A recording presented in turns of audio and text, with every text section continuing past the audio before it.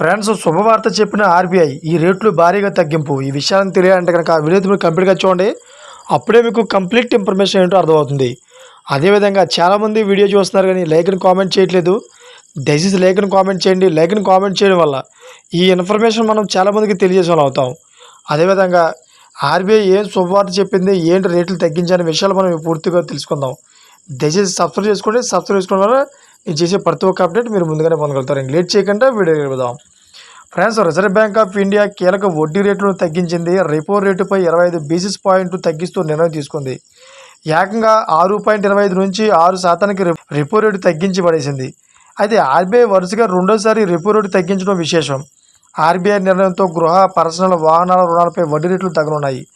అయితే వడ్డీ రేట్లు తగ్గించడంపై ఆర్బీఐ గవర్నర్ బుధవారం మాట్లాడుతూ రెపో రేటు తగ్గిస్తూ మానిటరీ పాలసీ కమిటీ ఏకగ్రీవంగా నిర్ణయం తీసుకుంది. అయితే ఈ సంవత్సరం రెపో రేటును తగ్గించడం ఇది రెండోసారి. ప్రపంచ స్థాయిలో చోటు చేసుకుంటున్న ఆర్థిక పరిణామాలపై ఆర్బీఐ ఓ కన్నేసి ఉంచింది. దిగుమతుల విషయంలో అమెరికా అధ్యక్షుడు ట్రంప్ ఇండియాపై అత్యధిక స్థాయిలో టారిఫ్ విధించారు.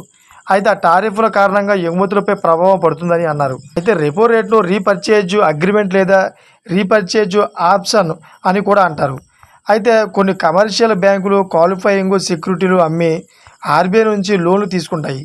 ఈ లోన్ల మీద వడ్డీ రేటును రెపో రేటు అంటారు.